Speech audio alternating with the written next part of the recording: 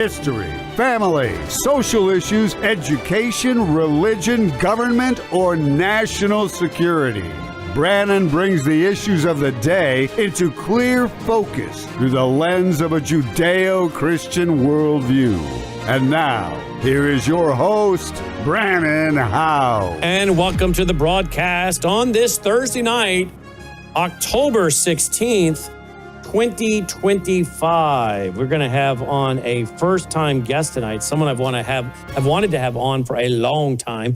Thanks to Hadia for helping me get him on board tonight. And the hymn that I'm speaking about is Raymond Ibrahim. And we're going to talk about his book. Here's one of them, Defenders of the West, the Christian heroes who stood against Islam. He has another one out that is Crucified Again, exposing Islam's new war on Christians. I want to ask him, does he notice the difference between Trump term 1 when it comes to Islam and Trump term 2?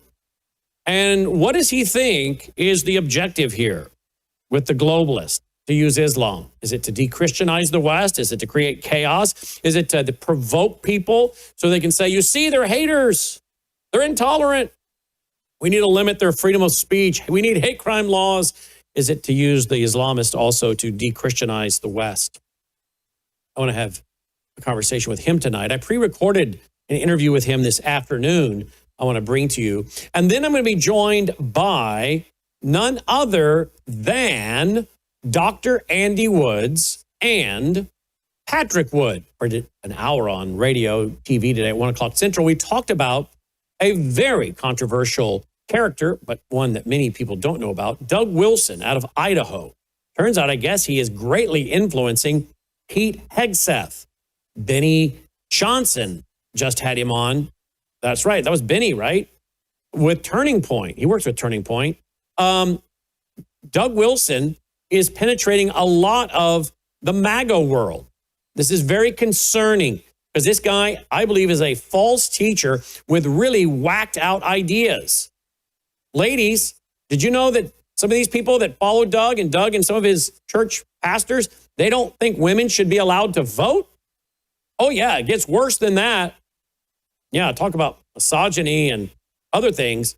But they also are into replacement theology. God's done with Israel. Replaced them with the church. Is this influencing some of the anti-Semitic views with replacement theology now gaining steam in MAGA? And why would a so-called pastor, put quotes around that, I think more like hireling, false teacher, like Doug Wilson, why is he so popular? What is it a reaction to? I think it's a reaction to a feminized Christianity that came in the 90s and early 2000s. And now guys are looking for some dude they think is a masculine speaker of truth.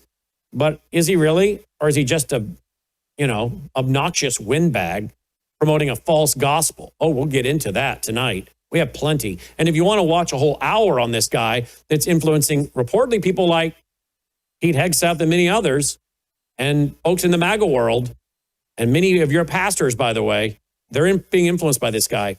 Yeah, John Piper, David Platt, Matt Chandler, Mark Driscoll, Doug Wilson. Very dangerous stuff. It's not a joke at all. Well, we did a full hour on it today. You can find it at worldviewtube.com. But I want to have those guys back tonight to do a quick overview. And then let's talk to Dr. Bashima. Here's an interesting article I have pulled up. The dark side of Coke Zero. Why it's not so zero. All right, let's talk about that. And talk about also the aspartame. All right, aspartame. Let's talk about that and other synthetic sugars, if you will. What can that do to you? We'll get into all that tonight. Let's see here. We got so much in the news. Please consider going over to worldviewreport.com. Worldviewreport.com. There's so many news stories over there that we don't have time to talk about tonight, but you should know about them. Qatar and Turkey want to rebuild Hamas, not reconstruct Gaza. You should read that. Study warns China holds the keys to America's medical drugs. That's one reason why we're always telling you guys, Go to Worldview Healthcare, get your medical kit, because you need drugs, you need antibiotics, you need something. You're going to be in big trouble if China decides to shut this stuff down. Or there's a disruption in our just-in-time inventory. Okay? There's so many articles there. We don't have time, like I said, to get into all of them, but please do go over there. I do have to mention gold and silver. Did you guys see what it did today? Let me just go there real quick. Let's see. Spell it right. All right. You don't have to show my screen. I'll just throw it up here and tell you. Gold is at $4,368 an ounce. Can you believe it? Popped up over $168 today. One day. Silver is up by $1.10. It's up over $54. Wow. Well, we, I guess, are headed to that 5,000. Jamie Dimon says it could go to 5,000, maybe 10,000. And it's now semi-rational, he says, to have some gold in your portfolio. Thought we might just mention that real quick. Oh, by the way, the old peace plan, which I don't think ever really went into effect because I don't think Hamas agreed to all the points. Well, President Trump now says if Hamas continues to kill people in Gaza, which was not the deal, we'll have no choice but to go in and kill them. Thank you for your attention to this matter. What do you mean if they continue to kill? You mean they've been killing? You mean there wasn't peace? We don't have a peace deal? Of course, I'm being very sarcastic. Of course we don't. You can't make deals with jihadists. And this idea that we've defeated them and they don't really have any way out. Well, no, Hamas can always add more warriors to the battlefield. They got a lot of Muslims to choose from. Well over 1 billion. They follow Islam. But there you go. Even President Trump's admitting what we were trying to tell you earlier in the week. There was no peace deal. There was not a peace deal. Okay? But we'll talk about that with Raymond Ibrahim tonight as well. All right. Tweet, text, email, Facebook, Getter, True Social. Tell your family and friends we are here. Will you go over to worldviewtube.com/sponsors real quick, please? worldviewtube.com/sponsors. Check out all of our sponsors. Bella Grace, I take it every day. Worldview Talk, that's your satellite phone, your solar generator, your blankets and beanies to knock down the EMF, your bulletproof backpacks, your water purifiers that filter out so many of the toxins and poisons in the water. I have one for my kitchen sink. I have one for my shower. Check that out, worldviewtube.com/sponsors. Worldview Vitamins, the Numi, swish with that. Glutathione's in that, to detox your cells. Some studies show may remove mercury from your brain, helping prevent Alzheimer's, dementia, and Parkinson's. My Gatatana, that's the phytoplankton that I take every day. I give half a scoop to Dolly on her food every morning. Check it all out. worldviewtube.com/sponsors. worldviewtube.com/sponsors. You want to get a pack of information on gold or silver? Find out how to put gold in your IRA. worldviewgold.com. worldviewgold.com. All right. So let's get started. Joining me now is Raymond Ibrahim. He is someone that I've been reading for a long time.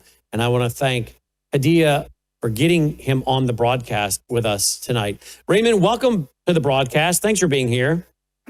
Hi, Brannon. Great to be with you. Great to have you on. We have been talking, I've been reading your stuff for so long and wanting to talk to you for so long. So we're so happy you're here. Thank you for that. All right. My pleasure. Let's talk, if we can, about, and I'm going to promote your website. Let's go ahead and do that now, by the way. There it is, Raymond Ibrahim, see how it's spelled, folks, .com. It's that easy, okay? And we have some of his books. I'll even just show you some of his books real quick. There you go. Two Swords of Christ, The Defenders of the West, so many others, right? Check them all out. The Al-Qaeda Reader. In fact, let's start with that right there. Tell me about Al-Qaeda, will you? Because I know we went into Afghanistan supposedly to eradicate Al-Qaeda, but everything I'm listening and learning, Al-Qaeda seems to be stronger now more than ever.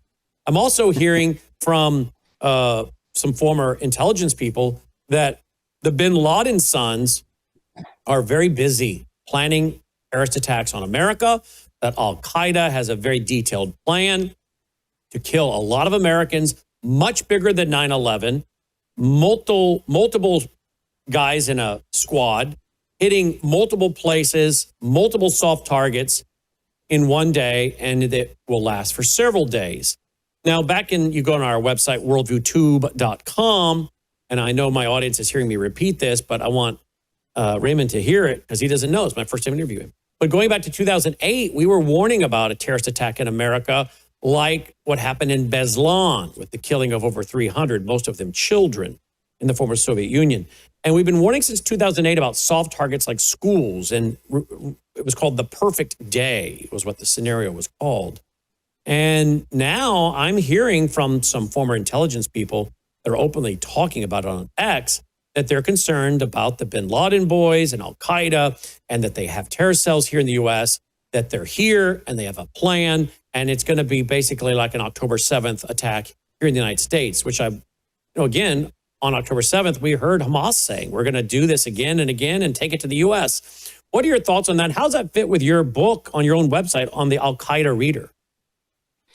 Yeah, actually, it fits in very well. That book, which is actually my first book, so it's good that we start there, which I started writing in 2005, about 20 years ago, and it came out in 2007, was basically based on the writings of Al-Qaeda, primarily Osama bin Laden, and also Ayman Zawahiri, his number two, but who eventually became number one until he also got killed. And it was their theological worldview. And up until that point, we had only been exposed to their propaganda, which the Western media was only too happy to disseminate, which was basically, we're attacking you, we're killing you because we have grievances. You started it. And the list went from the Crusades to colonialism to Israel to, teddy bears named Muhammad. I mean, it went on and on. But you found out in the theological tracts, and this kind of gets to why Al-Qaeda is still alive, their arguments that they presented, their theological doctrinal arguments against the infidel, were such that they really transcend Al-Qaeda. In other words, they're the same arguments that ISIS uses, the same arguments that Hamas uses, Boko Haram in Nigeria, El-Shabaab, and all of these things. So the point is, you come to learn that the hate-filled jihadist teachings are not articulated by Al-Qaeda. They are not the authors of it, which is why you can kill Osama bin Laden, you can kill Ayman Zawahiri, you can kill this or that leader. The idea doesn't go away. The organizations morph and shift into each other, and one grows out of another one, but they all have the same underlying worldview, which of course goes back centuries to the founding of Islam itself and the teachings of the Prophet of Islam, Muhammad. So I think that's if you want to understand what you were mentioning, the threat to the U.S. and to anyone in general, that's really it. It's these teachings are not byproducts of Al-Qaeda. This is how they've often been presented in the Western media, unfortunately, that I remember when Osama bin Laden died, all these, leading CNN analysts said, the war on terror is over. We got the bad guy. Yeah, well, the ideas transcend the bad guy because they're integral to the religion and the jihadist worldview. So would you be shocked, Raymond, that we see one day a October 7th style attack here in the U.S. where we have churches, mosques, hospitals, schools, theaters, restaurants hit soft targets? Would you be shocked if that kind of thing is in play, as some retired national security people are saying? No, not at all.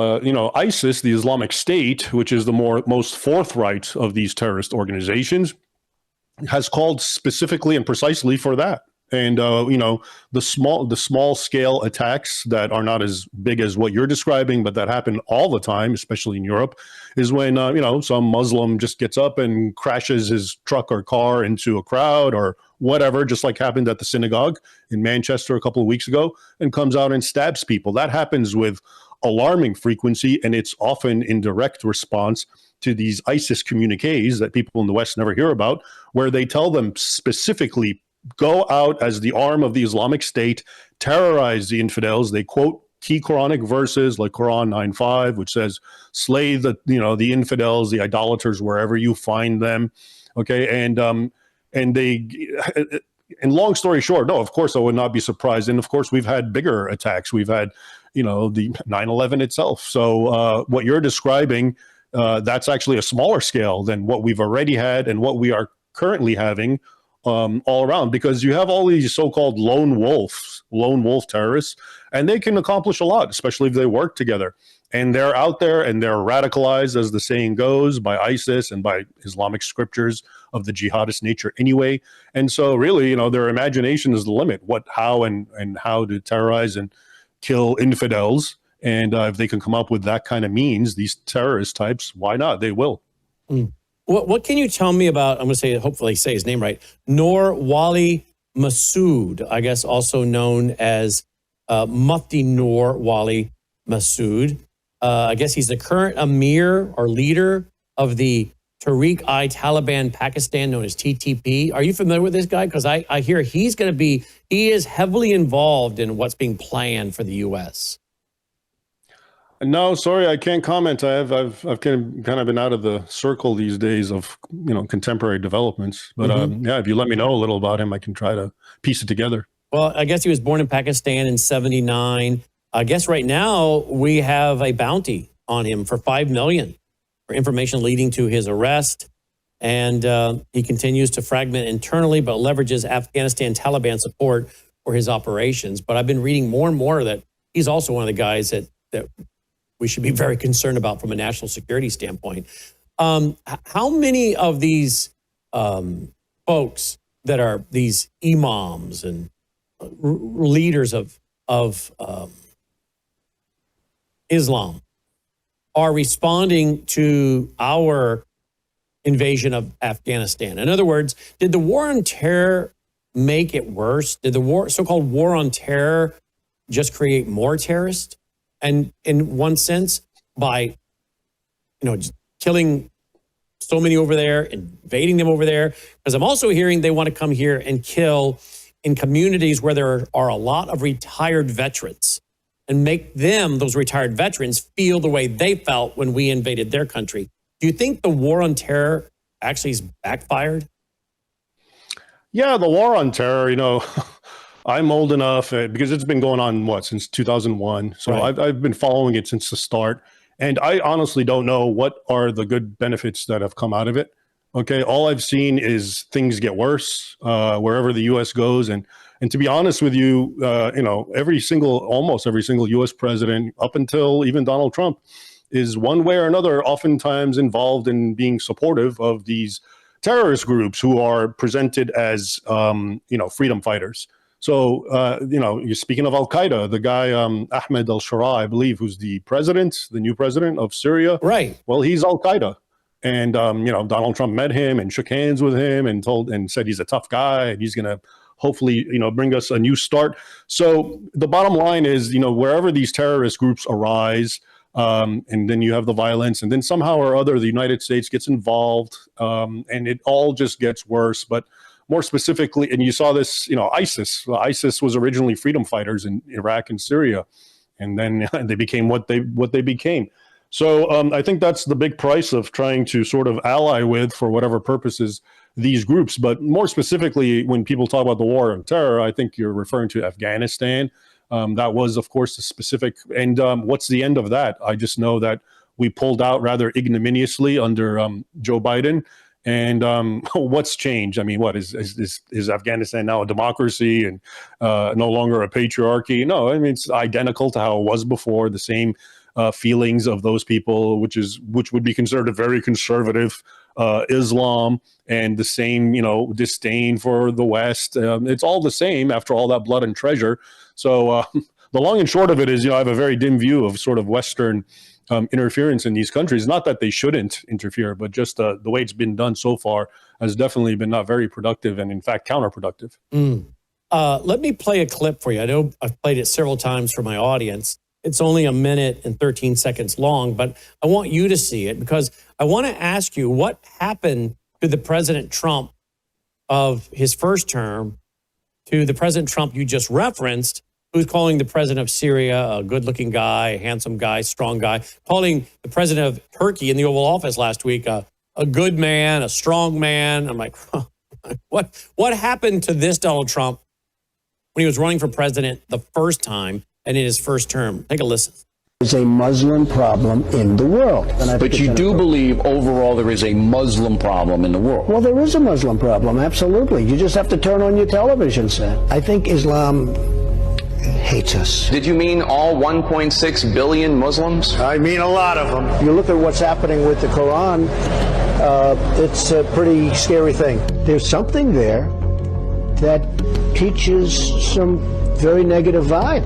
They do not respect us at all. Large portions of a group of people, Islam, large portions want to use very, very harsh means. You have more than a handful of moderate Muslims, but you certainly have a problem with Muslims. If you have people coming out of mosques with hatred and with death in their eyes and on their minds, we're going to have to do something. They're trying to take over our children and convince them how wonderful ISIS is and how wonderful Islam is, and we don't know what's happening. And we have to look at the Muslims, and we have to do something. We cannot stand by and be the stupid people while our country is destroyed. I want surveillance of certain mosques, okay? Ibrahim, what do you think happened to that Donald Trump? Because I agree with so much of that. I'm sure you do as well, right? Yeah, that's the old refreshing Donald Trump who made so many people love him and vote for him. And right. And that's not the Donald Trump of today. Obviously, something changed. It's funny because I remember he also, another thing you could have added to that collage is he used to say that Barack Obama was the founder of ISIS. And he had a legitimate point because, of course, ISIS arose under Obama and Hillary Clinton's Secretary of State's tenure. And, so there was obviously some, and it's even worse than that when you really get into it. But, what is he now with Syria? The way he's treating this Ahmed al-Shara of Syria. So it's just this unwavering thing, goes back to Reagan and the Mujahideen who became Al-Qaeda. That's just unfortunate, and why he has changed the way, he really, everything he said, as politically incorrect as it was in that clip you just played, was fair and accurate. And I think a lot of Americans agreed with that. But for him now to, just change like that, I don't know. Well, and then on top of that, he's added some very troubling people to his advisory board. Here's one from even the Economic Times. Ex-jihadist with Al-Qaeda, Lashkar-e-Talib links joins Trump's religious freedom advisory board. Two former U.S. jihadists who trained these terror camps in Pakistan have been appointed to the White House advisory board of lay leaders under Donald Trump. Ismail Royer, convicted for supporting terror activists, including attacks in Kashmir. And the other one is Sheikh Hamza Youssef, co-founder of the U.S. Muslim College, faces criticism for alleged extremist links. I mean, why are these people on his, really, seriously? Religious freedom? Do you think these guys are really for religious freedom, Raymond? No, I don't. I don't know. Again, very troubling development on the Trump administration's part, why something like that would even be happening. To me, I don't want to enter into the realm of conspiracy theories, but it's pretty inexplicable at this point. Do you think it's one of the issues of follow the money? If you have Trump golf course and resort being built in Qatar, and you've got his son-in-law, wasn't his son-in-law bailed out with his building on 666 Fifth Avenue, New York, by the Qataris? Don't you have Steve Witkoff? Wasn't he somehow involved financially with Qatar? You got the Arab states involved in financial dealings. I mean, at what point is it follow the money? Yeah, money definitely buys a lot of goodwill. So that could very well explain this sudden shift. I'm actually surprised about those two recruits that you just pointed out. I wasn't even aware of that. But that again is just it's just funny because Trump is somehow, the guy who was going to drain the swamp is, in a way starting to act the way the swamp has always acted. Mm-hmm. And I don't like doing shows like this because I've been a big supporter of him. And yeah, me too. That's my job. My job is to present the truth. I'm not a shill for anybody. So it disappoints me to have to do this. I don't want to do this. I'd love to report next week that he's kicked these people off the board and had a change of heart on all of this and gone back to being the Donald Trump of the clips we played. Let's talk about America. We have the growth of Islam. It's growing so fast. And we hear President Trump holding meetings in the White House, which I appreciate, on Antifa and the Marxist and what they're doing and disrupting their funding. and talking about studying the financials to find out who's funding these anarchist and Marxist revolutionaries, I say thank you, President Trump. I agree 100%. That's one reason why so many people voted for you, because we thought you would do that, and you're doing that. That's what we're being told. But what about the other side of the red-green axis, the green, the Islamist side? Why are we not, I mean, if we're going to label Antifa a terrorist, domestic terrorist organization, why not Muslim Brotherhood? Why not go after all of the money they're bringing into the U.S. and all of these mosques they're funding? Like my friend Dave Gobbets, who I interview regularly, who's gone undercover in 425 mosques in America. Most of these are funded by countries that do not wish us well. Why is he so focused on the Marxist side, but not the Islamist side? I guess it goes back to maybe the issue of money. I don't know. But what about the longevity for our country? We can't see these groups growing and expanding the way they are. They've taken down pretty much Michigan. They've taken down Minnesota. They're targeting Texas. They're now targeting my home state of Tennessee. How much time do we have left? And if President Trump's not going to do it, do we really think another administration will? Yeah, well, to your first point about, this cozying up again to these organizations, if you really want to look at the ultimate example, of course, is, Donald Trump and all American presidents' very close ties with Saudi Arabia. Mm-hmm. And I say that because Saudi Arabia is the home of radicalization. Okay, objectively speaking, they are the ones who fund, disseminate, print all the radical literature that ends up in all these Western mosques. They're the ones who are, they call them Wahhabis, which means they're Salafists, which means they're literalists. Okay, I remember I translated some years back that, to show the point that after some Western diplomat, I think it was Tony Blair or something, went and danced with the Saudis and holding swords. And then there's a little fatwa on a government-funded website, a connected website of Saudi Arabia, teaching a standard Islamic doctrine about how you have to hate non-Muslims with all your heart, even if they're good to you, even if they want to help you. This is the doctrine of al-wala wal-bara, and it comes from the Quran. And it just goes on and on and on. So this is the government, on the one hand, saying this, telling their citizens this. And then on the other hand, our leaders and theirs meet and exchange money and favors and whatever. And it's just ridiculous, because this is, like I said, to me, the head of the snake, the financial head. You have to have a financial source for radicalization, and it is Saudi Arabia. They're just filthy rich because of oil. Okay, and they are the ones. If you go to Pakistan, if you go to Somalia, the literature there is often 9 times out of 10 coming from Saudi Arabia. Okay, the radical literature. So that's just one example. As far as what's happening in the United States, Muslims, et cetera, et cetera. I mean, the thing is, though, you have to look at the law. I mean, if the law allows this, Islam is treated like a regular religion, and we have freedom of religion. You can't discriminate. Okay, so as long as it has that protection, I think that one can complain about Muslim growth in the U.S., but legally speaking, I don't think much can be done unless something is done to the definition of religion itself and how Islam does or does not fit into that category. Let's talk about the number of Christians that are being murdered by Islamists. We've got Nigeria. Here's an October 5th article. Christians are being wiped out in Nigeria as millions face death. There's very little talk about this on the media here in America. I don't see any college students protesting or holding parades and protests or sit-ins for these Christians. Huh. Yeah, for some reason, these Black lives don't matter. Wow. And I think it's because they're Christian, and they don't fit the narrative. They don't, it's a double whammy, because it makes Muslims look bad and it makes Christians look good. And the media is never going to support that narrative. Okay, both of it is bad for them. But yeah, it's definitely, this has been going on. I think the most recent estimate, I don't know, maybe 70 to 80,000 Christian Nigerians have been killed for their faith. And I think the number, going back maybe 10, 12, 15 years. And I think the well-documented number is what a Christian is killed every 2 hours on average. Okay, so 12 every single day. You'd think this would be a story, okay, but it's not, obviously, because the media is agenda driven, and like I said, this doesn't meet their agenda. And Nigeria is really the tip of the iceberg. It's a very graphic, carnage filled tip.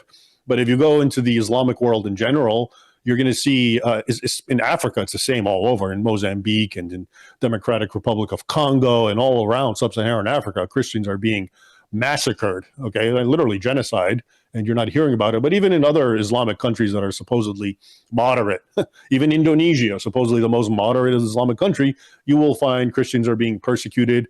There's a lot of pressure on their places of worship. Churches are being banned or not allowed to, be registered. And again, going back to give you an example about Saudi Arabia, our good friend and ally, you can't even have a single church there. Okay. Right. And when they find Christians huddled and celebrating Christmas, they arrest them. Okay. So, I mean, think about it. That is our friend and ally. What do you expect is going to happen?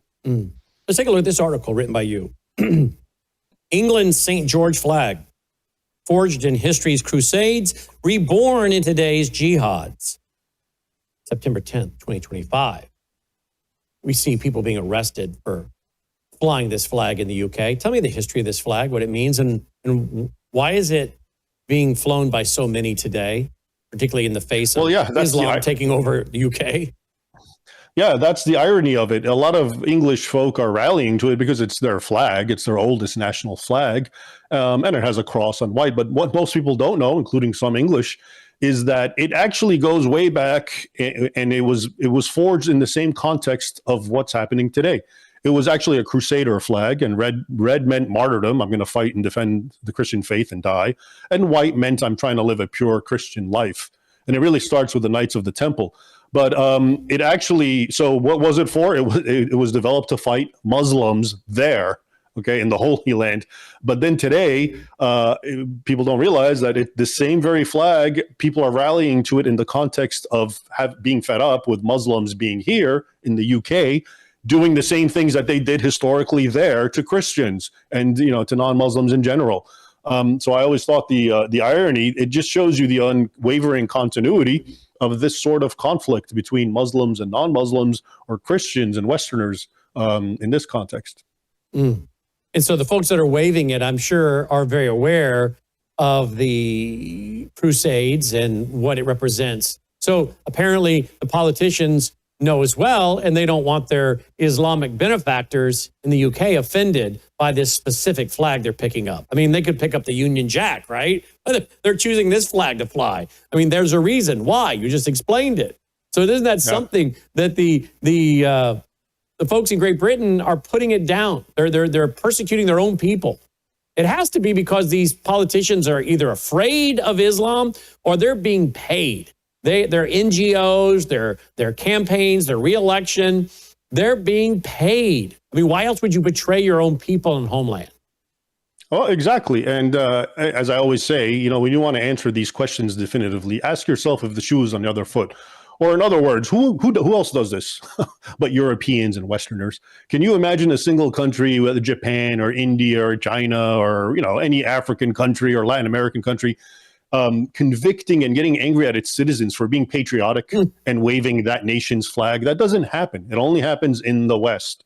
Okay, and that itself really speaks volumes to me about the nature of what's really going on here and how it's really a sort of internal subversion from especially the politicians, because really the buck stops with them. The rise of anti-Semitism. I don't have to agree, and I don't agree with everything the government of Israel does, even more than I agree with everything my government does. But I understand, particularly as a Christian, what I see as God's plan for the Jewish people and what God has done with the Jewish people, even helping, I believe, to give us the Bible inspired. But I think God has a plan for many, many of the Jewish people as I study the Bible. But I preference that because I'm not saying the defense of the Israeli government. I'm talking about the Jewish people and fighting anti-Semitism and the horrors of the Holocaust and all that goes with that. It seems though Americans, and maybe people in the UK, don't know, were never taught about the relationship between Hitler and the Grand Mufti of Palestine, and that he recruited some 10,000 Muslims to wear the Nazi uniform. It seems we're setting ourselves up in the West here with Islam, which is so tied to a hatred of Christians and Jews, but yet all we hear about is the Jews, the Jews, the Jews. I have to wonder, at what point is this being funded by the Islamists, this anti-Semitism? At what point do I have to ask, is it China? Is it Russia? Is it other Iran that are also funding some of this in order to break us apart as a country? Or is it Islamic money that's doing this so that they can damage America and then go after some of the Jews worldwide as well as Israel? Because when you study this Holocaust, we know the Grand Mufti, according to the Nuremberg trials, was heavily involved as an architect of the final solution. And yet, there's so little talk about that. Makes me wonder how much these Islamic countries are involved in influencing our textbooks, our schools, our social media, to stir us up as a country and pit us against each other. Well, yeah, I mean, again, this is very much connected to the question of money and influence from Islamic countries. In as much as they have that money and influence, you can expect whatever agenda that serves them, in this case, Jew hatred, for instance, to be promulgated and sort of disseminated.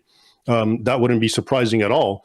But what I also find interesting and kind of alarming is, there seems to be this weird dichotomy, which is kind of like, for the longest time, it went like this: Israel is good, therefore Muslims are bad. Or the flip side is Muslims are bad, therefore Israel is good. Now, in as much as Israel is coming under a lot of criticism, I'm seeing the opposite, which is Israel is bad, therefore Muslims are good. And I think that's a very dangerous way of thinking because, as you pointed out, however one wants to think of Israel and its political actions, etc., I don't think that in any way, shape, or form should sort of rehabilitate the image of Islam in anyone's eyes. They're not mutually exclusive categories. It's not like if one's good, the other's bad, and if the other is good, the other is bad.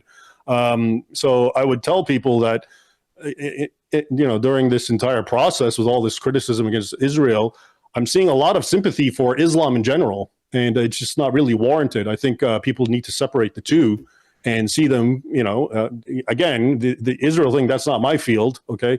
But Islam is, and I don't think anyone should give it a pass because because they're critical of Israel per se. Mm-hmm, mm-hmm, so that is definitely one kind of sort of result that I've seen that I find very interesting and somewhat alarming. And of course you got Mahmoud Abbas, PLO. We see him, I think he was one of the guys standing there in Egypt at Cairo. And yet he wrote his doctoral thesis denying the Holocaust. So it's just a strange group of people you're trying to make peace with. And you're like, this is just not going to work. But supposedly we have now peace in the Middle East. That's what President Trump announced. And yet today he came out on social media and he said that if Hamas continues to kill people in Gaza, which was not the deal, we will have no choice but to go in and kill them. Thank you for your attention to this matter. What do you mean if they continue to kill? I thought we had peace in the Middle East. Just last week, he announced, or early this week, he was in Egypt, announced peace in the Middle East. Now he's got a tweet out today, Thursday, saying, if they keep killing, wait a minute, I thought we had peace.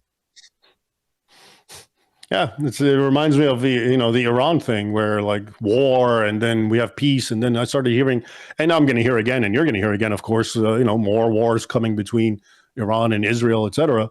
So, yeah, that area is just way too volatile. It hasn't had peace in, a century? And it's not something that can be easily, I don't think, ameliorated through normal means. All right, in our closing time together, let's talk a little bit about your books. Here's one, Defenders of the West, the Christian heroes who stood against Islam. Tell me about maybe England's Richard Lionheart and some of these other folks. Tell me what they did and why it should inspire us today.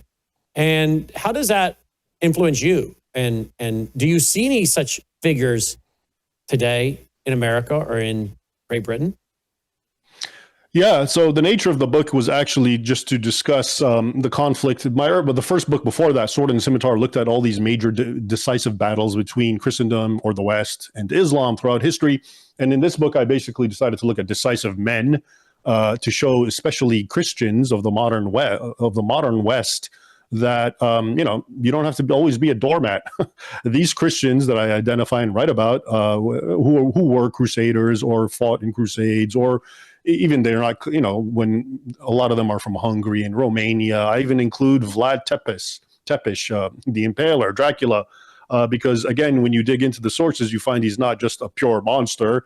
He actually was a patriot who loved his religion and his country, and he just fought fire with fire. And the desperate means that he succumbed to is really more a reflection of what was required to fight the enemy, which were the Muslims, the Turks, in this case. But it's good. I think that book is really good because it shows, especially Christians who've sort of been taught that they have to be doormats, that no, there is a righteous militant side, and it's in the nature of just war, okay, which isn't about aggression or forcing people to become Christian. It's about actually defending that which is right and good and noble, including one's own homeland and family and civilization and culture and religion, which too many people in the West don't seem to be keen on doing. So that was one of the main reasons I wanted to write that book, was just to show that it wasn't always like this, and there was a time. And that's the irony, that if you read that book, you'll find that Europeans fought tooth and nail to keep Islam out of Europe for a reason. And now they're doing the opposite. The elected leaders, are bringing Islam in by the millions. And lo and behold, what are Muslims doing in Europe? Well, the same sorts of things that these guys in this book were trying to fight and prevent from happening. So, definitely a sober lesson about what happens when people forget history, which is that they repeat it. And here's another one you wrote. Crucified Again, exposing Islam's new war on Christians. For many, many years, people can go back into our vault and see that one of the phrases I've been using is that the globalists are using the Islamists as junkyard dogs to de-Christianize the West. They're using the Islamists as junkyard dogs to go after their enemies. And I think that's happening. And I think they're also using them to say, after the globalists stand back and watch, hey, we got a problem. We have the extremist Christians, the extremists on Islam, the extremists on the Jews side. These are all the problems. And we need to get people under control, and hate crime laws, and we need to limit free speech. And and then of course you have the problem with immigration. They flooded our country. They flooded Great Britain. And now we'll solve that immigration crisis. Everybody needs to have biometrics and be chipped and tagged like cattle. And then people can go to and fro, and we'll have safety and security. I think we're not done yet with major terrorist attacks that I think they'll let happen, so that Americans will go where they otherwise would never agree to go, being willing to be tracked and tagged like cattle. Can't let a good crisis go to waste, right? Speak to that, how the globalists have used Islam as this battering ram to de-Christianize the West, but also to get people in the West to surrender to a dystopian, New World Order, if you want to call it that, or the Great Reset. Yeah, well, definitely there's a lot of, plausibility to what you're describing. They're bringing in these millions of Muslims. And on the one hand, Europeans need to cater to them. They need to they're told, suppress your religion, suppress your culture, because you have to accommodate, the newcomer, who, of course, is inherently hostile to Christianity and European culture anyway, to start with, because they're Muslim. And, you're seeing violence, and you're seeing, as I described, when Muslims go on a stabbing spree, including killing little children, okay, which happens again with a lot of frequency. And all of this is, again, making a lot of the normal people in Europe very, very angry. And, rallying around the St. George flag is one thing. But I do think that, if they rise up, if they try to do anything, I'm speaking about the native Europeans, that will give the government the pretext, or the regimes, to actually crack down. And like you said, it's the radical Muslims who are causing problems, but it's usually they're going to use that as a pretext when those who are provoked and frustrated, namely Europeans in this case, do anything. Then it gets multiple. Then they're demonized, and all these laws to censor and take away their rights in the name of security will happen. And this goes all the way back. People often cite 9/11 to say, well, look at how much freedom and security rights we have to give up because of that as well. And that was, well over 20 years ago. So now you have a whole continent that's just flooded with Muslims and a lot of frustrated and angry people. And then you have, the puppet masters above who are just waiting for it all to come to a boil, and then they step in and declare peace at a price, of course, which is the revocation of your freedoms. Indeed it is. I hope people will go here. Take a look, folks. RaymondIbrahim.com. Just spell his name out there. You see on the screen. You can find out about his books. You can get a signed copy of one of his books. Find all of his latest articles. Check it all. His YouTube. Check it all out there. RaymondIbrahim.com. I hope you'll come back, Raymond. I've been wanting to interview you for so long, and I'm so glad you're here, and I hope you'll come back. Sure, I'd be happy to. Thanks, Brannon. Look forward to it. Thank you. Raymond Ibrahim checking in tonight, folks. Go to his website, RaymondIbrahim.com. All right? We'll be right back after this short break. Hello, I'm Brannon Howse. I want to thank you for all your support at wvwfoundation.com that helps make possible pushing out 24/7 content for free. Without your support, we'd have to put it all behind a paywall. But thanks to you and your support through our foundation, we're able to push it out for free as a broadcast service and broadcast ministry of WVW Foundation. Please consider going there and setting up an automatic monthly contribution, or go there and make an occasional contribution. If you prefer to support us through the mail, you'll find our mailing address there at wvwfoundation.com. You can also call and make your contribution over the phone by calling 901-825-0652. That's 901-825-0652. Again, all these details are available at wvwfoundation.com. Thank you for your support as we try to help people around the world understand the times through the lens of a Christian worldview. Joining me now is Patrick Wood and Dr. Andy Woods. Today on radio for an hour, we discussed very controversial false teacher, and I think that's exactly what he is, Doug Wilson. Maybe you've never heard of him. He is a so-called pastor, but I really call him a false teacher out of Idaho, and he's influencing many, many young people today. We did a whole hour on it. We're not going to do that now. We're going to go just a few minutes, tell you about this, because this guy's theology and eschatology, sadly, is penetrating many, many church denominations, but it's also penetrating MAGA. Sadly, Charlie Kirk was interviewing him before he passed away, and I pray that Charlie Kirk, if he had lived, would have seen the error of Doug Wilson and stopped promoting him. But Benny Johnson, who is tied back to Turning Point, had him on recently as well. And as I said last night, if Turning Point is going to be platforming these kind of guys, I believe Turning Point USA will become Turning Point into Apostasy USA. I pray that doesn't happen. I've reached out to some of their folks in the inner circle and said, you need to correct course quickly, because I don't want young people deceived by the likes of Doug Wilson, the Reconstructionist, the Dominion theology crowd, replacement theology.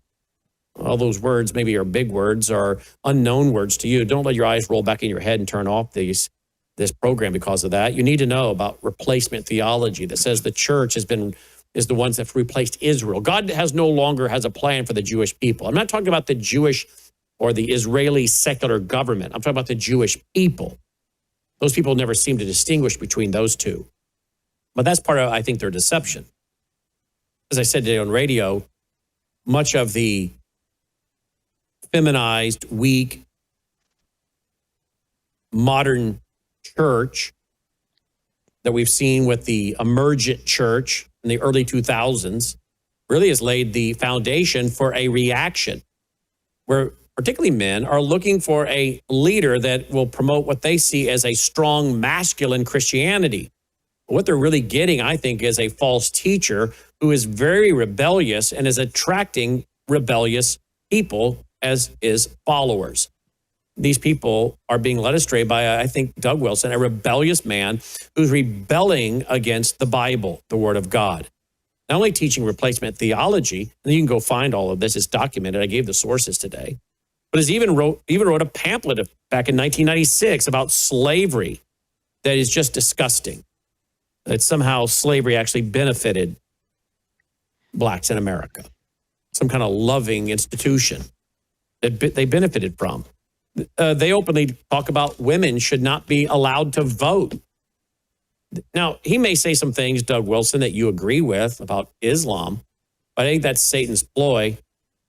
And I think Doug Wilson and the likes of him that have now penetrated MAGA to the point that even Pete Hegseth reportedly goes to a church in Nashville, where he lives now when he's not in D.C., tied back to Doug Wilson. MAGA is being infiltrated by the likes of Doug Wilson. These people are teaching what's called Reconstructionism, which I've been warning about for years in my books. It says we got to Christianize America and the world and set up the kingdom of God. It's in my book, Religious Trojan Horse, 2011. You don't need to buy it. You can read it as a PDF for free if you're a member of the Vault, worldviewtube.com/vault. We need to take the 7 mountain mandates and culture, media, arts, entertainment, and Christianize the world. Well, I'm for Christian values. Yes, our constitutional republic is built for such. But I'm not for dominion theology or Reconstructionism and thinking that man has to set the right environment, the right culture, and then Christ can return. That's a very humanistic thinking, by the way. But Doug Wilson, his worldview has penetrated MAGA. I'm sorry.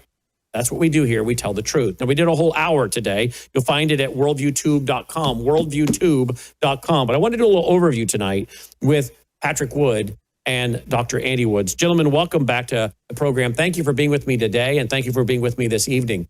Patrick, why is this so dangerous, you believe, from your perspective? We do not want a theocracy established in America. This is where this whole thinking will be headed.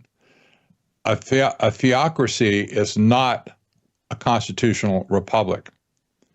This is another worldview, is doesn't share anything with our worldview, biblical worldview, but nevertheless, when you adopt a position that society needs to be converted into a theocracy, that's going to be trouble all over the place for the citizens of our country. It's going to basically just trash society when the haves and the have-nots go at it. The haves will be the people that say, well, we're the real Christians here, and we're going to impose our biblical Old Testament law on you, the have-nots, and then it's going to be mayhem after that. We don't want that in America. Christianity Today supposedly interviewed him in 2019, an interview, and supposedly he said this, quote, "There are circumstances where I'd be in favor of execution for adultery," end quote. It seems like what they do, Dr. Woods, is take the Old Testament laws for Israel and want to apply them to America. But the reason they do that, and I have the quotes to back it up, is that Doug Wilson, and you got people like John Piper that believe this as well, that the church has replaced Israel, that the church is the new Israel. I have quotes like that. All the land promises to Abraham find their fulfillment in the new heavens and the new earth inherited by the church. Ethnic Israel was a type and shadow. The reality is the worldwide body of believers. He goes on to make other comments about the church in Israel, and that, it's clearly replacement theology. So no wonder if they think we're the new Israel, no wonder they think that the laws of Israel, the Mosaic laws of Israel, should apply to the church today and say things like, well, you might actually apply execution to those that commit adultery. This is what is my concern in part. Not only the bad eschatology, the bad theology, deceiving a lot of people, but it is going to set up real Christians for persecution, and we're going to get lumped in there with this. You, me, the listening friends tonight are going to be lumped in that's Christianity. And we're going, no. These guys are false teachers. They twist the scripture, but they're not going to have a distinguishing ability between them and us. And this, I think, is Satan's way of grabbing the real church, real Christians, and pinching us from between the left and these extremists on the right that has now penetrated MAGA. Your thoughts on all those comments?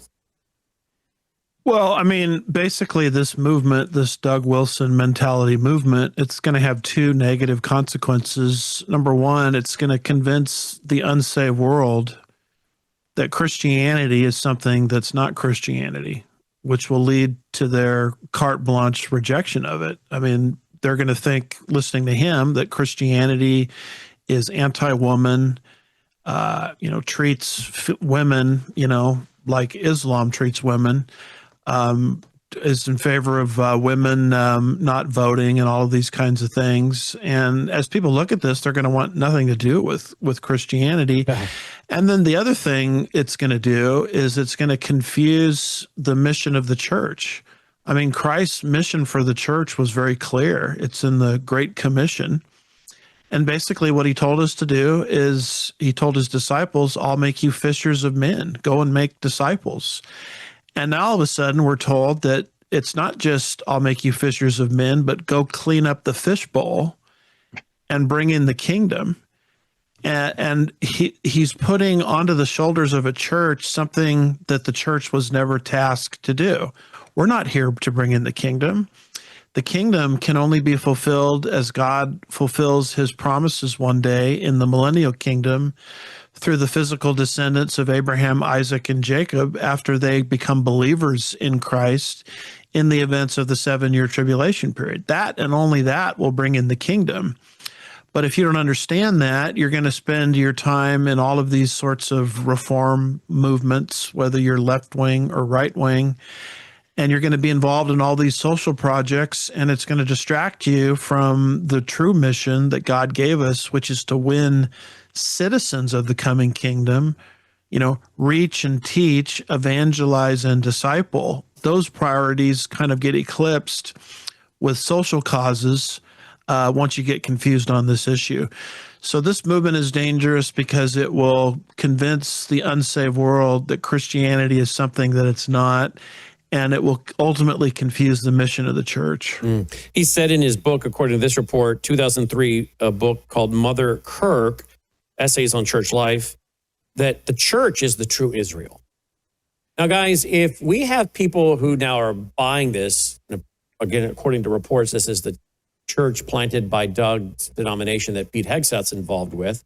This is now being pushed out there again and again by Turning Point USA, sadly. Again, this week with Benny Johnson interviewing Doug Wilson. I think that was this week. If we have people penetrating MAGA and influencing President Trump and his administration, that Israel is not the, and again, I'm not talking about the secular government of Israel. I'm talking about the land, and I'm talking about the people, okay?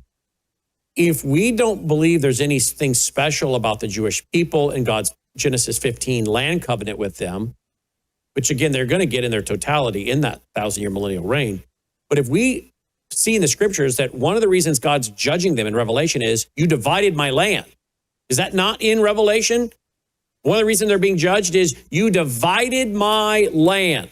Okay? I'm sorry that doesn't set well with Doug Wilson and other people, apparently, but I just am reading the scripture in context, something I don't think these guys know how to do because they don't understand hermeneutics. They understand spiritualizing. But if you have this penetrating the MAGA world, no wonder we see anti-Semitism rising in the MAGA world. No wonder we have no problem with going into Gaza and turning Gaza over to the United Nations now and to Tony Blair, or letting President Trump tell Israel what they can and cannot do with what is called derogatorily the West Bank, Judea, and Samaria. Now, if you see that the church is now the true Israel and you're surrounded by advisors that believe this, no wonder you now have no problem telling Israel, we'll tell you what you can do with Gaza, we'll tell you what you can do with the West Bank, and you divide the land, and pretty soon, America, watch for your banks to collapse, watch for great judgment from God, because that's what he says in Genesis.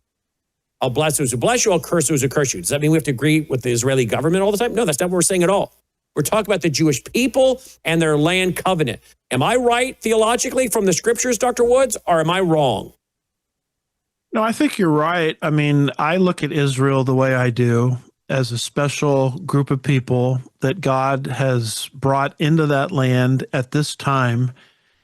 It doesn't bother me that they're currently in unbelief because I know that that's not the final product. So since I look at Israel that way, I give deference to the Jewish people. I respect the Jewish people. I do whatever I can do and elect people, whoever I can elect, that will be, a blessing to them, because God's word is very clear that if you come against them, as the Egyptians did, and the Assyrians and the Babylonians and the Persians and the Greeks and the Romans and the modern times Nazi Germany, etc., you can expect God to react against your nation. And, when God says, I'll bless those that bless you and I'll curse those that curse you, I want to be on the blessing side of the ledger, not the cursing side of the ledger. So I'm uncomfortable with people making foreign policy in the Middle East that don't have a basic theological framework that the scripture reveals concerning the future purposes that God has, for the nation of Israel. So I do believe that this has repercussions. By the way, that prophecy about dividing the land and God entering into judgment against the nations because they divided Israel's land, God actually says it's my land in that prophecy. You'll find it over in the book of Joel, one of our earliest writing prophets, in Joel chapter 3, verse 2. But that's just an amplification of what God has already revealed in the Abrahamic promises going back to Genesis 12 and verses 1 through 3. And again, if we don't understand, Patrick, the big spiritual battle, which is to wipe out every last Jew on the planet so that there are no believing Jews, there are no 144,000 Jewish evangelists, there is no great revival where they receive Yeshua, Messiah, then they don't cry out, blessed is he who comes in the name of the Lord. They don't roll in their physical bodies into the millennial kingdom and inherit that land. The Bible is then a lie. Satan wins, God loses. And this is what the world and largely Christians don't understand, that this is a gigantic spiritual battle to get people to hate the Jews so that they can be used by Satan to eradicate the Jews and stop the eventual coming of the millennial kingdom. Yes, it will involve Gentiles, but the role of the Jews in the millennial kingdom is vital. Their role during the tribulation period is vital. Would you agree, Dr. Woods? I mean, or Patrick Wood? I would. There's what can you say? I'm just stunned by all these developments. The devil knows how to lay a trap. He's been orchestrating some of these traps for over 200, 300 years. And even in modern times with the things that we're talking about, like, for instance, a reconstruction movement, et cetera, these are all traps that the devil is orchestrating, and people are falling into it. It's like a rat trap. People are falling into it, and they don't even know there's a trap, and they're going to be extinguished because of it. This is so disturbing because this is what, well, the Bible said is very clear what will be going on in the end times, towards the end of days. But to see it happening right before our eyes, when you see where all of a sudden your eyes are open to see the trap, you have to, I just boggled. You can't believe that he was that clever to do it to us, but that's his nature. He's been doing this for thousands of years, and he's not going to stop now. There'll be more traps going forward. This is one. MAGA is hugely in a trap right now, and they don't see it coming at all. I mentioned Revelation, and I was referring to this passage in Revelation chapter 11, verse 18, which I think corresponds with Joel chapter 3, verse 2 that Dr. Woods mentioned. The nations were angry, and your wrath has come, and the time of the dead that they should be judged, and that you should reward your servants, the prophets and the saints, those who fear your name, small and great, and should destroy those who destroy the earth. And then you have what I believe, again, is referenced by Dr. Woods of Joel chapter 3, verse 2, the anger because you've divided my land. Do we have that correct, Dr. Woods? Yeah, I think so. So this is, let me go to John Piper. John Piper. Listen to what John Piper has said. Again, now, this is a false teacher. I believe that's what John Piper is, and I could say a lot about him and his views on Israel, very similar to Doug Wilson's. But you got three false teachers here, I believe. Matt Chandler, Mark Driscoll, and Piper. And watch as Piper defends Doug Wilson. Watch and listen to this. Dr. Piper, in your defense of the gospel against N.T. Wright, have you found federal vision theology of Doug Wilson to be another gospel? No, that's easy. Doug Wilson doesn't preach another gospel. Says a guy who preaches another gospel. John Piper has said in one of his articles, for final salvation, we must slay sin and pursue holiness. Slaying sin and pursuing holiness is great, and it's biblical. But that's called sanctification, not to be confused with justification. And that's what really, to break down the idea of Doug Wilson's federal vision theology, which came about in the early 2000s, it's really just merging sanctification and justification. Justification by faith alone. Sanctification, ongoing faithfulness and obedience through the Holy Spirit and the studying of the Word. That's after you're saved. These guys confused them. Another way would say it would be save your Lord. You've got to surrender every area of your life to Christ as your Lord, or you're not really saved. Well, there's a lot of areas you don't even know you need to surrender. And by the way, there may be areas I need to surrender next year that I don't need to surrender today because I'm not having a problem with that today. Maybe a year from now, you've developed an anger problem or bitterness towards someone, and you better surrender that, right? So how can you say that for final salvation, you have to surrender, or as John MacArthur has even said, implicit obedience is necessary for true salvation. I've got it documented. So these are the same hyper-Calvinist weaving a works-based gospel. I don't care what you call it. It's a false gospel that requires works. The Bible says, not by works, lest any man should boast. Now listen again. So John Piper's defending him. Shocker. Okay. I don't think N.T. Wright preaches a false gospel either. I think N.T. Wright preaches a very confusing gospel.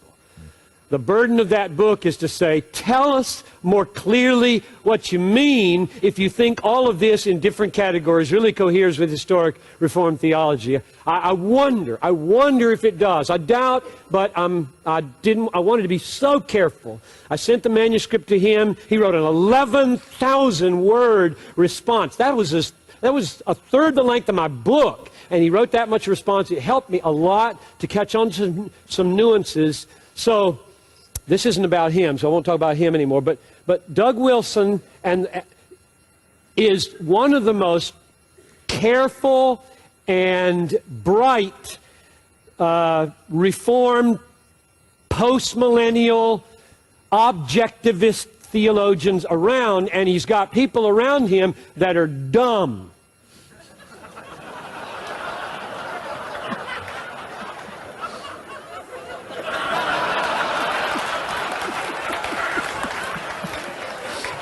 And I listened to all 3 hours of his grilling. Go to his website, and he subjected himself voluntarily to be examined by the presbytery. And as I listened, I thought, brilliant. Wrong on numerous cases, but wrong the way you'd expect a Presbyterian to be wrong. I think yet the Presbyterian Church USA back in, I think, 2007, I'll see if I can find it in my notes, said that what Doug Wilson's teaching is antithetical to the gospel. But apparently, Piper thinks he's brilliant. Well, he's so brilliant, he goes on to say he's surrounded by dumb people. So these two guys, all these guys are walking contradictions at levels never seen before. You want to comment on that, Dr. Woods? Where do I start? Let me just say something about this final salvation. That is a statement. You'll find it in Thomas Schreiner. You just saw Piper use it there, and you quoted it, I think, related to Piper. And you'll find it, I found it recently in a 2006 book written by a very Reformed guy, Michael Horton. This final salvation, what are they talking about? They're talking about that you don't really know if you're a Christian until you reach the end of your life, where the good outweighs the bad, and then God makes some kind of determination at that point and announces to you that you're saved. Therefore, you've done enough good to outweigh the bad, proving you're one of the elect. So you don't even know if you're saved until you get to the end. Whereas what the Bible is saying is you can know you're saved at the beginning. The very day you take Jesus as your Savior is the day you know that you're saved. That's what Jesus said to the thief on the cross. He said, today you will be with me in paradise. He didn't say, well, let's see how the next 15 minutes goes as you hang there on the cross. Let's see if you deny Christ. Let's see if you develop an anger problem. No, he granted him immediate assurance of salvation. This is as old as Abraham. Genesis 15, verse 6. It says, Abram believed God, and it was credited to him for righteousness. That's in chapter 15. And in chapter 16, the guy messed up. That's where the Abraham, Hagar, Ishmael line comes from. But in spite of that mess up that God knew was coming in the next chapter, Genesis 16, God declared the man saved at the moment of faith in a future Messiah, in his case, in Genesis 15, verse 6. So this whole final salvation to me, which is really an outworking of the P in Calvinism, the perseverance of the saints, which is really you mentioned Augustine earlier. That's really an Augustinian, doctrine. That whole thing is an abomination. And so for Piper, on that clip, to be promoting final salvation, and then at the same time making some kind of decree as to who's smart and who's not, who's orthodox and who's not, who's right, who's wrong, who's got a correct gospel, who doesn't. The man doesn't know up from down. He's not in any position to be evaluating anyone's theology. It reminds me of what Jesus said to the Pharisees and those that were his detractors. He said, physician, heal thyself. And to me, this John Piper character is just a laughable joke of a person. What's even more pathetic is those two guys, his two henchmen there, giving each other fist bumps as this man is indulging in his various rants. So I don't know how else to react to it other than what I just said. That's right. And for those who don't know about Piper, again, we have done so many shows on him. You can go back through into our vault. You can go into our vault and find whole programs that I've done on John Piper and his, what I think is anti-Semitism, his replacement theology, this whole idea of final salvation. I have a screenshot. I'm searching through it real quick to see if I can find it for you. But I have a whole screenshot in one of my presentations where I show you that he has actually taught that you have to slay sin and pursue holiness for final salvation. So this guy's also a guy that said Christians shouldn't own guns.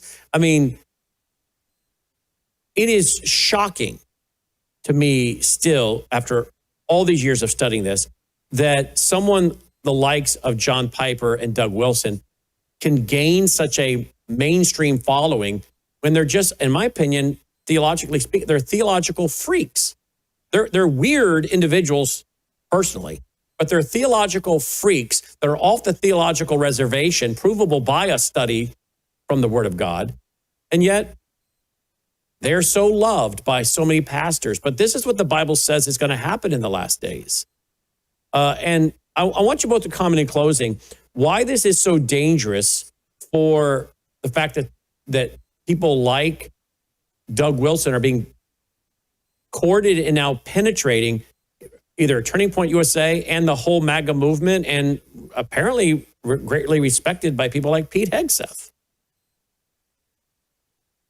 Who wants to go first?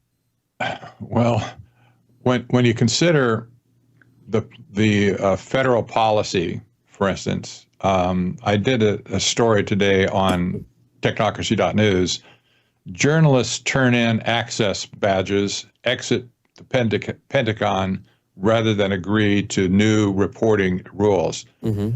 Pete has instituted a rigid set of requirements for journalists to produce stories out of the Department of War. And you see all these people walking out of the Pentagon with the boxes in their hand, their desks cleaned out.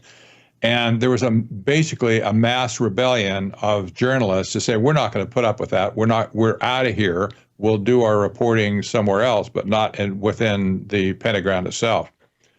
This is resulting in people getting fired now that won't toe the line. Well, this is a federal policy that's being implemented by a man who maintains this attitude and this doctrine that basically aligned with Doug Wilson.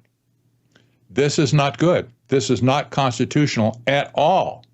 It completely is a travesty of the First Amendment, for one, and this is not what we bargained for in America. And by the way, before people contradict you and say, well, all he's trying to do is stop all of the people that are running around trying to get classified information. Well, they can say that, maybe one of their reasons, but we've read some of it reported on the air. They don't want you reporting on anything that goes against what the Pentagon is saying. They don't want any critics in the press pool. That's how I read the policies. Is that how you read it, Patrick? I do. And if he has a problem with his own people leaking information, he should go after them. That's right. Why publish? That's so stupid. That's not a reason at all. But at this point, he's made it very clear you have to approve all your stories with our people. That means there'll be no stories coming out of it, basically critical of the Defense Department. So, but my point in bringing this up, we can talk about the man and the policies that they're promoting, the MAGA movement, all this stuff. The bottom line is, when these policies get implemented at a federal level and a state level, we need to be concerned. Because if these two concepts are related, it appears to me that the Constitution is being laid aside for this other mandate, Christian mandate or whatever, to reform society in their image. And it's not our image, obviously. And can you imagine the boomerang onto the freedom of speech and et cetera when the right is now out of power and the left comes in? All the things that have been done that they're going to say, well, what's good for you guys, what's good for the goose is good for the gander now. You bought it. Yeah. Dr. Woods, here it is. I found the slide. Does God really save us by faith alone? John Piper, September 25th, 2017.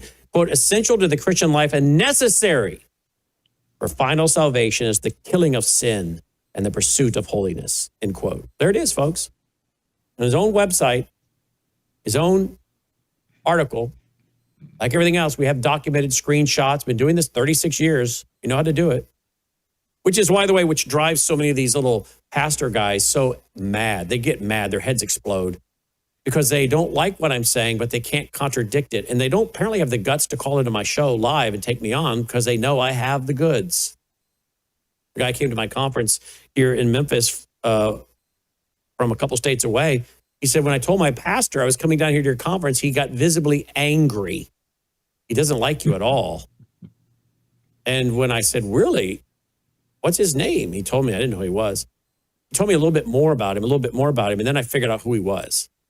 And he has been very critical of me online because of my exposing the hyper-Calvinist Gospel Coalition, Matt Chandler, Doug Wilson, John Piper, David Platt, Al Mohler, characters. And this guy doesn't even go to a Reformed Calvinist church. And I said, yet your so-called pastor is eating this poison. I said, could he tell you why he didn't like me and why he's angry? No. I said, of course he can't, because if he does, he'll reveal his hand. Dr. Woods? Can you put that screenshot up again about the slaying sin? Yeah. I just want to point something out. You notice those two verses he's quoting to support this? By the way, final salvation, that's Thomas Schreiner, and that's Michael Horton. So he's using a common expression within his Calvinistic system, but he's using Romans 8, verse 13 to prove his point. When Romans chapter 8, verse 13 is not dealing with the birth of the Christian, it's dealing with the growth of the Christian. You know, you slay sin under God's power, using Piper's words, not to prove you're a Christian, but to grow as a Christian. And just because you're not growing doesn't mean you haven't been born, any more than you can look at someone in the physical world that's having, you know, malnutrition issues. You would never conclude that they weren't born. Mm-hmm. And so it's the same way in the spiritual world. And then you'll notice he's using Romans 12, verse 14, which says, without holiness, no man will see God. And just look at the surrounding context. It's not dealing with, I've got to live this perfect life so I can see God face to face one day. It's not dealing with that vertical issue. It's dealing with the horizontal issue. In other words, if I pursue holiness in this life, then other people, you know, horizontally will be able to see God at work in my life and encounter God that way, because I may be the only Bible, as the saying goes, that someone may ever read. So I just bring this out because it's bad theology. It's supported by a poor exegesis of the text. Yet this is so common in these circles. They advocate some theological presupposition, and they rush to the Bible and just rip it out of context to make it support their pre-existent belief system. So that's kind of the professor or Bible teacher in me coming out. And that's why I think this whole thing is just such an abomination. We haven't been into the Trump administration for 12 months yet. And I appreciate many of the things President Trump has done. But if we don't see a correction course with some of these people, Paula White, some of his leading people being influenced by Doug Wilson, if we don't see a correction, we're going to find, I'm afraid when we look back, we're going to find that there was the massive growth of false teaching that was exacerbated through many prominent MAGA leaders and social media MAGA influencers. And we're going to look back, and I hate to say it, but my book from 2011, Religious Trojan Horse, is going to be right, where I said there's a false dominant church that's growing, and it's mainly coming from the right side, the right. Because they have bad theology and bad eschatology, and they're building what they think is the kingdom of God, but they're really building the kingdom of Antichrist and Satan. Now, if anyone doubts me, go get my 2011 book. And I said it's largely going to come from the right, not the left. Closing comment, Patrick? I agree. I've said it before, and to you as well. Exactly. Dr. Woods? Well, your book is great, but let me give you a better one, the book of Daniel. Read Daniel 7, and you'll see that the next empire on the horizon is the Antichrist empire. I mean, there's an obvious order. Antichrist gets his empire first before it's cataclysmically overthrown by Jesus, you know, at his second advent, and then he brings in his eternal kingdom. So God's kingdom is not going to come through human instrumentality or human agency.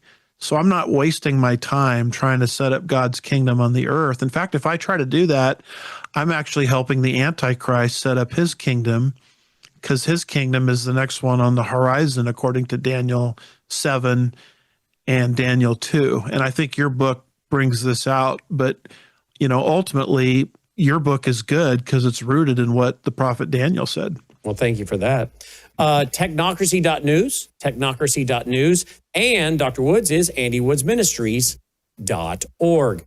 Guys, this is a kind of conversation. I'm getting emails from our show today, people saying we need more of this. We want more of this. We have to have more shows on exposing the false dominant church that's rising, its infiltration of the right. Our audience is asking for it. But I dare say, without bragging, there are not many networks or shows like this. But that's by design. That's by design. We're not trying to be like everybody else. We're trying to take people deeper, give them biblical worldview, theological, eschatological understanding. But there are not many programs that would cover what we've just covered. But you watch the heads exploding of the modern pastors, the young 30, 40-year-olds that have bought this claptrap, watch what they start doing with our shows and clips over the next few days. It's going to be fun because we're going to come right back at them because these guys are dangerous to their flocks. And Doug Wilson, I think, is spiritually dangerous.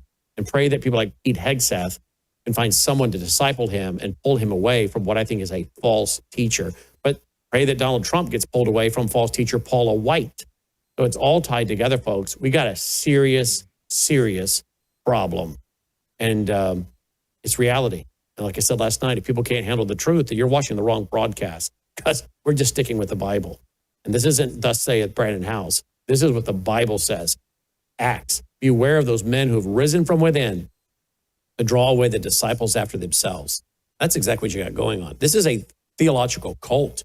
At the end of the day, I think what you got here is a theological cult. Is that too harsh of a statement? Either one of you disagree with that?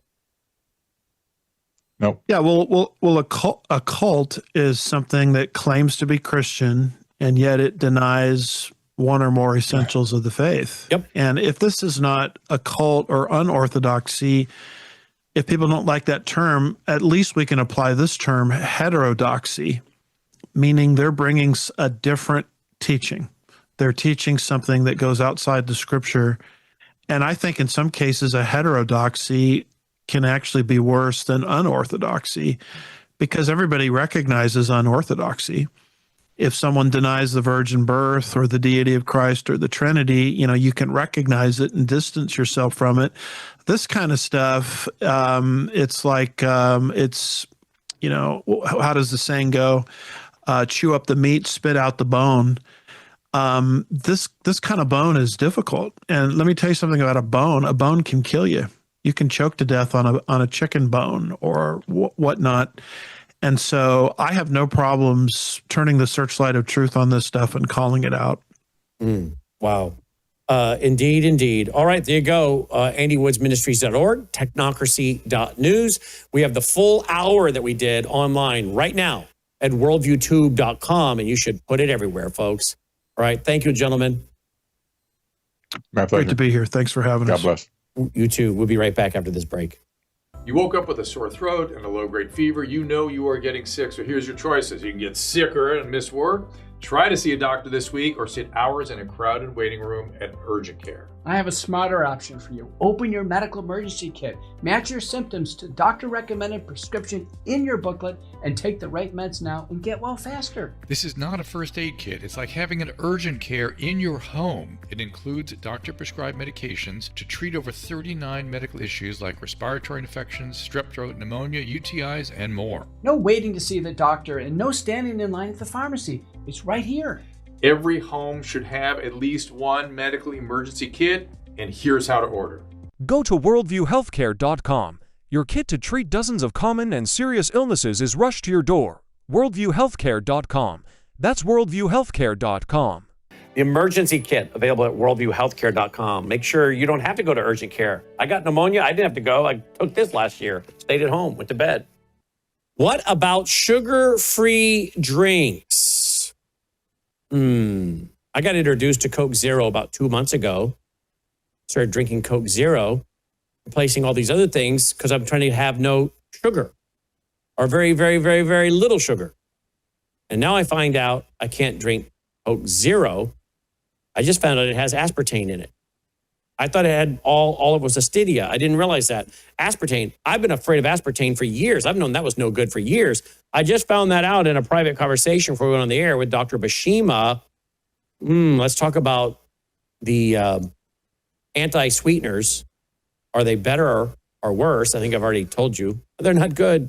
Let's get into that and some alternatives tonight. Dr. Bashima, welcome back. All right, so I've enjoyed Coke Zero for the last 2 months, thinking I was getting off, sugar, and then you informed me it's got aspartame in it. I thought it just had that other sweetener in it. What is it called? Stevia. But aspartame, I've known it for years. That's terrible for you. I guess I should have read the stupid label.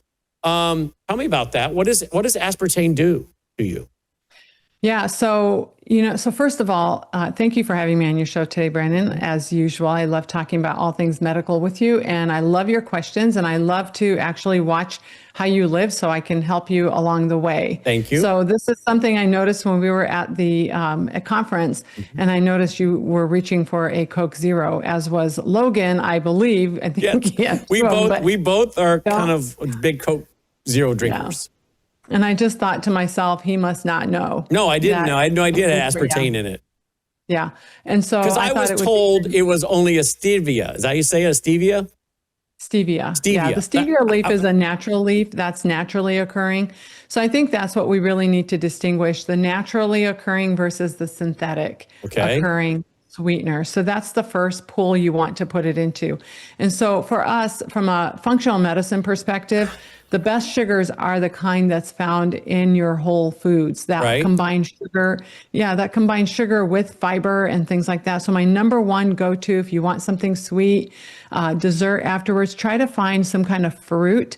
I love raspberries and blueberries and even apples, but those are natural sugars that combine the vitamins, and also they have the MVPs in them, the minerals, vitamins, and phytonutrients plus the fiber. So really less of an effect on blood sugar, especially if it's eaten at the end of a meal where the meal had some protein, more fiber in it from the vegetables, some healthy fats, and then you eat the fruit at the end. That is good. You're activating your NRF2 activators, which if you follow us, you'll know that NRF2 activators are what makes anti-inflammatory things inside of your cells significantly increase. So we want those phytonutrients, and we can enjoy the sweet taste.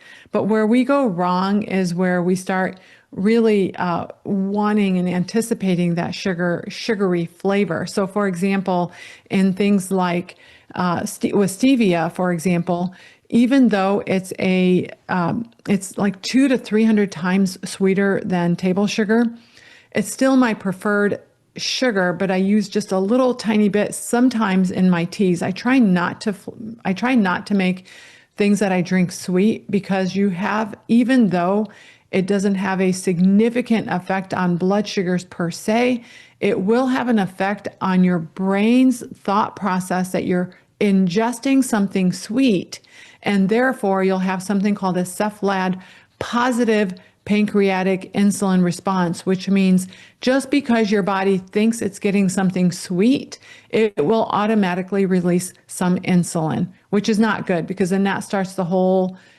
process of why we're trying to avoid sugar to begin with, is to have minimal insulin release, which is a growth hormone, which when sugars are high, insulin goes up, and the whole series of events that happens that causes a lot of inflammation and fat growth happens when you have a inappropriate insulin secretion. Wow. And I read this article. Here's an article right here. It's titled The Dark Side of Coke Zero, Why It's Not So Zero. You do the old Control F, aspartame.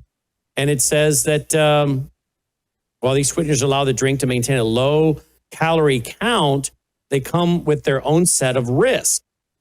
Studies show that artificial sweeteners can trick the brain and body into responding as if sugar is present. That's that cephalad insulin response where the body then thinks. And when you're talking about aspartame and these other sugars, there are some that are 20,000 times sweeter than table sugar. Well, I know, and that's why I don't like a lot of them. That's why I do not like a lot of them. My wife will give me some of these drinks that she drinks that have a stevia in them. And I'm like, it's too sweet. It's too sweet. I don't like it. It's too sweet. Yeah, that's good. That's good. So avoid it, because your body is responding as if it's getting those sugar calories. But if we jump into some let me quote you this real quick. Another study published in Nature revealed the artificial sweeteners such as aspartame could disrupt gut microbiome. 100%. That is one of the biggest disruptors, is the chronic use of artificial sweeteners. And also there's another group of sugars that are called alcohol sugars. Now, this is what a lot of protein bars are made of. This is why I haven't found a protein bar that is clean and healthy and good. That's why I take the time to make my own protein bars. But there isn't such a thing, because a true low calorie protein bar that's higher in protein and lower in carbs will have a lot of sugar alcohols in them, and that really disrupts your gut microbiome and causes a lot of gut issues, gas, bloating, sometimes diarrhea, sometimes constipation. So definitely not good. You don't want to disrupt your gut in any way, because that will lead to so many other secondary problems. Dermatitis, brain fog, neuropathies in your fingers and toes. So all sorts of things that, fatigue, that's a big one. Brain fog, that's a big one. Those are all things that happen when your gut microbiome and your gut integrity or having a leaky gut can definitely cause. Do you know, I just had a patient who we cleaned up her diet. She's 39. We literally cleaned up her diet after 1 month, and she got pregnant. And that's all it took, is just decreasing systemic inflammation. Her joint pains went away. And the next thing you know, she's pregnant. She wasn't even trying. And at this point, she wasn't trying yet because we weren't done working with her. But now it's like, well, you're pregnant, so we can stop. But it really, gut is so important and so vital to all things systemic inside of your body. Yeah. Yeah. Tell me about Diet Coke, because President Trump drinks a lot of Diet Coke. Yeah. None of it is good for you. It's all different types of artificial sweeteners in all of those diet products. What can it do to your major organs? Right. So one of the biggest things is insulin resistance, diabetes. And once you get that, now you've just opened up the whole floodgates to every single other chronic disease, including coronary artery disease, heart attacks, neuropathies, brain fog, dementia. All of those things are significantly increased in our group of patients who are diabetic or insulin resistant. So, and then also there's been some controversy over whether or not these artificial sugars also lead to cancers. But, I would beg the question of, if you're increasing the volume on inflammation in your body, of course you're going to increase your risk of different types of cancers. The problem is you can't link it to just one thing.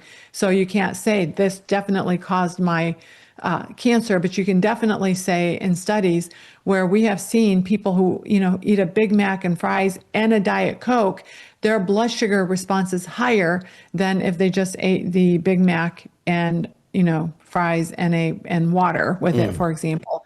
That combination is not good. And then also in and of itself, because of the body's thought process in terms of, I'm ingesting something sweet, it's going to respond accordingly. So there's natural sugars, the natural ones, of course, the ones that are found in fruit. Stevia is a natural sugar. Raw honey is great, but you got to watch how much you use. So I love raw honey. We get it from a local, bee harvester here in our city, just to get that natural pollen benefits. But we literally just barely use any, because I know for me anyway, the raw honey will definitely make my blood sugars go up. There's also a honey called Manuka. Have you heard of Manuka? I have not heard of that, but I do have green tea at night with a little bit of honey. So can I replace my Coke Zero that I thought was just stevia? Now I find it's got aspartame, so I'm done with that. Thank you. Let's see what else she can take out of my diet and how she make my life boring, Logan. Although you're going to teach me to put things in my life that are good for me and not boring, right? That's right. We are. So let's talk about green tea. I like green tea. We're focusing on longevity and making life fun and functional for a longer period of time. Green tea is great. I have a whole entire cabinet full of teas. I use a company called Tea Leaves, and they sell organic teas that are amazing. And I always get the no or low caffeine green teas because I love drinking it throughout the day. So I don't need, I don't want to disrupt my sleep. And I certainly don't need it for energy because I've got plenty of that. So what? And where do you get that from? Where do you get that from? It's a company called Tea Leaves, Tealeaves, tealeaves.com, and it's organic. I also get my matcha tea from there. And in the morning when I do have my coffee, I will actually put a little tiny bit of matcha tea in my coffee along with a little bit of coconut oil and a scoop of that collagen protein powder that we sell. online, the My Vitamin Collagen Vanilla, that protein powder, that collagen powder. I don't know if you know this, Brandon, but that collagen powder is so much more than just the collagen, which you need for your hair, skin, nails, bones, intracellular space, function. Our collagen powder also has the amino acid that you need, the most important amino acid that you need to help build and rebuild muscle. So great for protein synthesis. So I put 1 scoop of that in there, a half a teaspoon of coconut oil, a little tiny bit of matcha green tea, my coffee, I blend it up. And I'll tell you what, that green tea, the reason why it's so good is it really helps your brain work. It supports brain function, and it supports sort of that ADD brain. It sort of gives you sort of more focus, and also at the same time, it's magical because it's also calming instead of making you hyperactive. So that's like a complete meal. That's like my breakfast many times when I have that combination. Now, if I just get green tea and green tea bag, in the tea bags, green tea. Yeah, this is matcha. This is matcha tea, which is a powder. It's a green powder. And you just put a little bit of that, like literally like a fourth of a teaspoon. You don't need a lot. I think, do I have my coffee? So if I order that, is the other benefit versus just the green tea bags, is that my guess is that tea has been probably been highly sprayed, right? A lot of it has. That's why I use this company. This company seems pretty clean. So I personally like it. I haven't found any that bitter aftertaste and things like that. It's very clean. It's very good. I also read something about the microplastics from those tea bags. Yeah. So you can actually buy the loose leaf tea bag, the loose leaf tea with this company, and just brew it yourself and then just strain whatever, the tea. I mean, that's how most countries do it. Most countries don't have tea bags like we do, but you're right. There is plastics. Anytime you can get rid of that stuff, definitely get rid of it. And so buying loose leaf bags or the sachets, I think are okay. But the loose leaf, not bags, just loose leaf tea is optimal. And you know what? It goes a lot further too, because then you can use as much as you want, not what's pre-measured in a bag, and make as much tea and as dark as you want it to be or as light as you want it to be. So definitely. So I can make a picture of that and leave it in the refrigerator.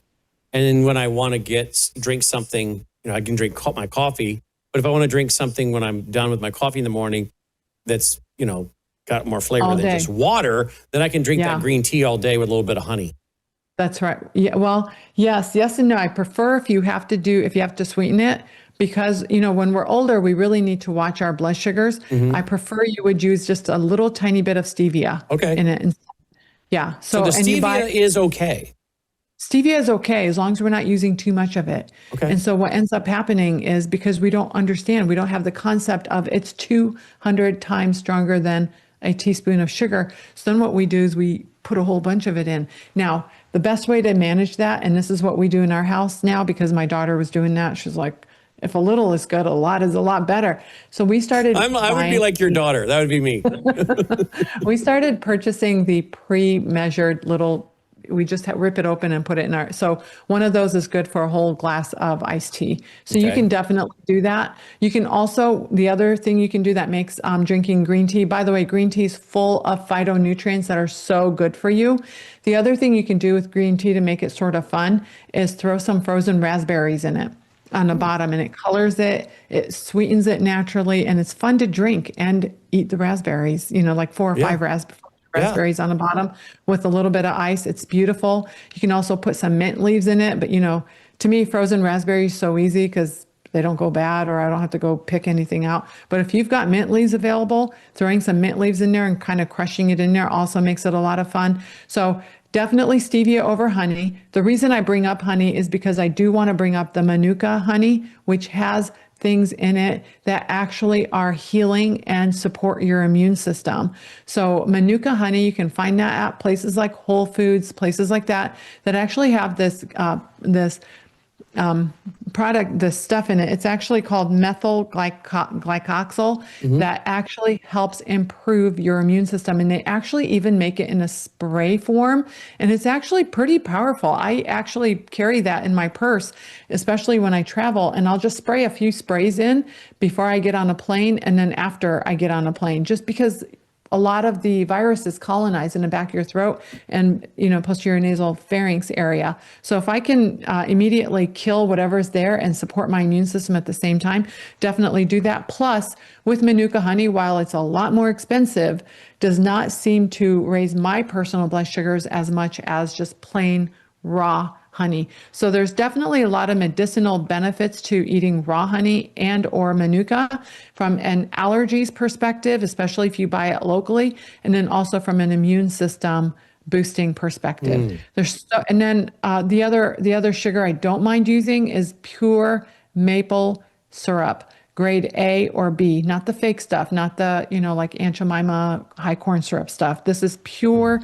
This is what God made. This is a syrup that God made. Now that syrup has a lot of minerals in it. I think we talked last week about. So if I buy the all natural, when I go to the grocery store, they have glass bottles with they say it's all natural maple syrup. I can use that? Yeah. Yeah, read the label, make sure there's no high fructose corn syrup in it. Yeah, or Melissa's other good about that. Yeah. And so, yes, you can use that too. Remember last week when we talked about hydration and we talked about putting a little tiny bit of maple syrup in your water, 32 ounces of water. So we said a little Celtic salt, little squeeze of lemon, and then like half a teaspoon to a teaspoon of maple syrup at the most, not tablespoon. And then shake it up. And it's like a homemade Gatorade, especially for when you work out or you are, excessively sweating. Like if you're outside working in your yard for 3 hours, like I was last week. Another thing I use to sweeten my baked good with is our dates. I like to use dates a lot. So those are really sweet too. And they certainly take care of a sweet tooth. But the other big thing I just want to make sure I point out, there's coconut sugar, there's monk fruit sugar. Those are all natural. Those are also okay. But then there's sugar alcohols. And sugar alcohols are interesting because they don't actually get processed. So then what ends up happening is it really can wreak havoc on your gut microbiome because you're not actually absorbing these sugars, which is why they're sort of calorie free.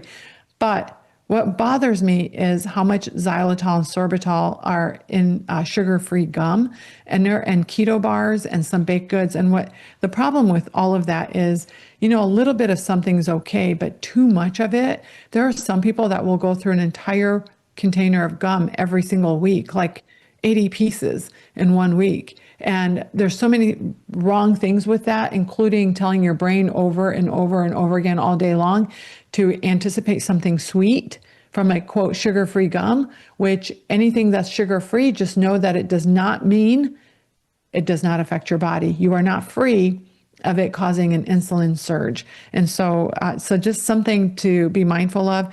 Sugar alcohols poorly absorbed in the gut, major GI side effects, and a lot of the natural sugars, even stevia, are combined with like erythritol or xylitol to bulk it up. So when you look at the sugar-free sugar or the stevia sugar in a grocery store and it comes in a big, huge bag, that means it's been mixed with a sugar alcohol. And the main reason we do that is so that we can use a cup of sugar to bake, cookies and make it sort of sugar-free still. But now we're adding a lot of sugar alcohol, just like a lot of those protein bars have. And now we're going to induce gut issues. And then when we induce gut issues, we know the consequences of a leaky gut and poor gut microbiome, poor short chain fatty acids. All this stuff compounds on top of itself. Let's talk about this before we wrap. Yeah. Tell me what our folks need to be doing here at worldviewvitamins.com, please. What I would love for everyone to do is, at the very least, start your multivitamins from your foundational pack. In fact, that lady that just found out she was pregnant, she was taking a foundational pack, thank goodness, and so was her husband, because, sperm matters too, right? So how well and how healthy your sperm are definitely correlate with how well, your body has nutrients that are readily available. Our supplements here, Brannon, I know you know this, but I think it's worth mentioning, highly absorbed. They're highly bioavailable, meaning they get to the cells where they need to be working, and clean, super clean. 40% of the raw material we get, we reject, because if it's not good enough for us, then we don't use it. In fact, that gets us into trouble sometimes because we do run out of raw material. And so we have to put some supplements on hold and until we get the right batch in, but we're not going to compromise quality for anything. So that's just how, that's just what we do. And so foundational packs, super important to at least start there. A lot of our patients who suffer from insulin resistance and chronic stress, the Common Restore pack is a really good one. And of course, the antioxidant foundational pack is a good one. So just go on there, order your pack. You can do a subscription, get a better deal price-wise.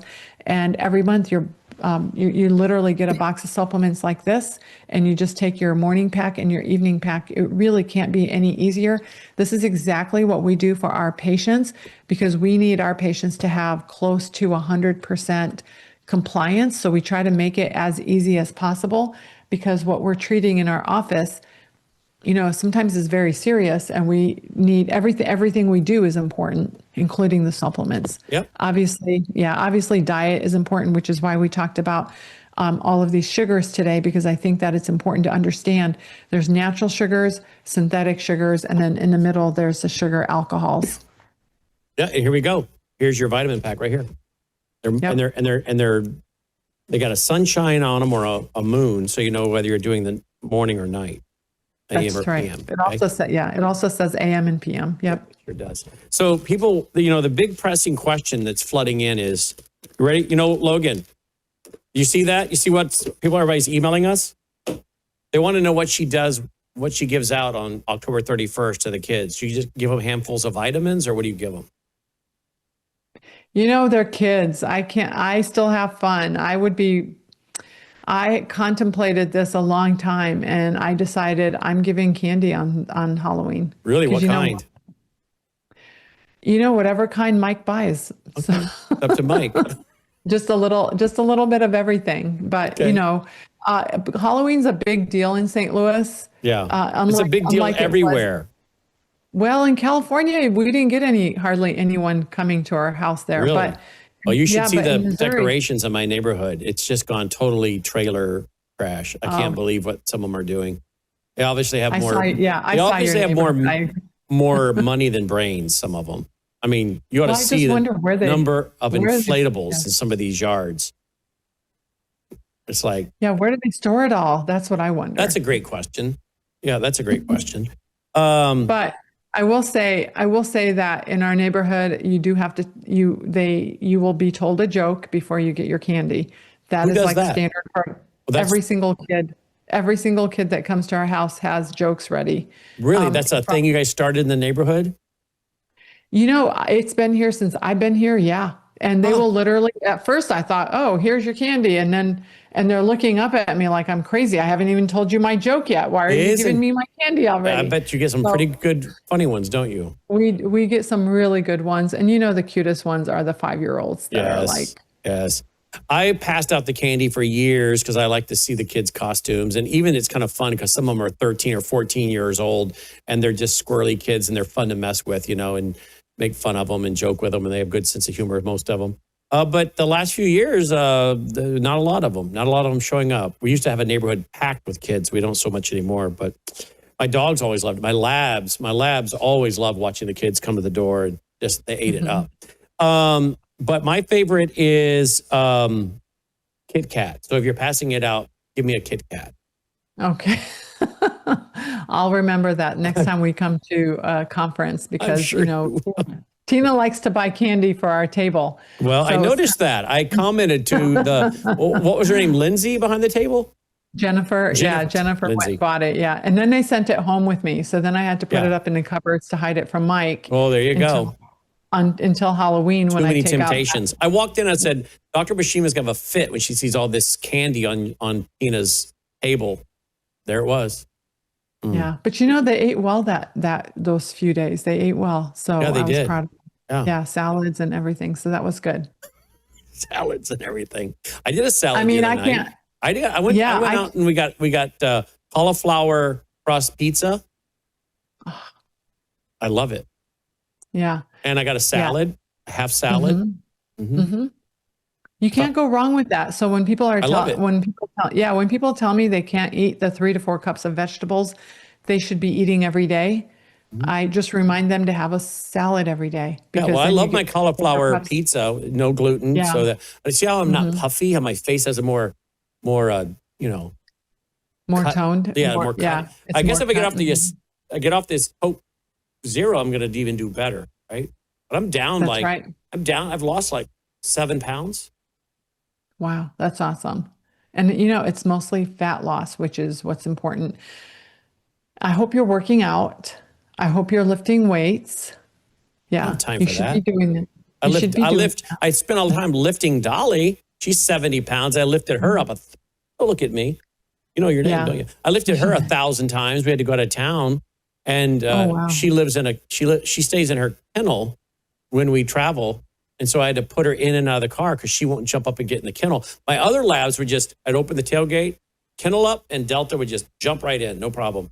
Dolly, not so much. I have to lift her up and put her in there. So I was lifting her over and over. So I did a lot of lifting of Dolly, but no, my wife does weights. She lifts weights, but I don't lift weights. I don't lift weights. So a couple things just to improve. Again, we're just focusing on longevity and lifespan and being functional until we die. And if you don't exercise right now, then looking 10 and 20 years ahead, I know, it's my wife you're says. going to be, And so what I would challenge you to do is do something simple, like at least if you're not already doing it, is just go out for a 30-minute walk every day. Well, you saw all the rocks in my yard that my landscaping, I moved 12 tons of rock over the course of 3 weeks. 12 tons. I mean, that functional work is also important, but that's not going to take the place of a brisk walk, zone 2 heart rate walk. So you want to do that every day if you can, specifically around right after dinner, so that your blood sugars naturally go down, which they're going to be the highest in the evening because you're most insulin resistant in the evening. So at the very least, some of my patients, Brannon, I mean, they're seeing me, but they don't work out at all. I'm like, just put your shoes on and go out for a walk for just 1 minute, because a lot of times the start of the walk is the most hard part. And so most of them will then walk for, 20, 30 minutes. I'm challenging you to go, for you and Melissa. And Dolly. And Dolly. Dolly needs to go on a walk, don't you, Dolly? Yeah, and go out for a 30-minute walk every day right after dinner and do it brainlessly. That means don't allow your brain to get in the way of your walking. Don't allow your brain to talk yourself out of it today. And just try to be consistent with that every day. And then once you do that, imagine if I cut off all the gluten I've cut out, all the sugar I've cut out, and I start walking, I'd really start dropping the weight. Well, because the reason that I'm telling you all this is because what's important is to not just drop weight, but specifically to drop fat. And so you need to do something that's fat burning, which walking is one of the best.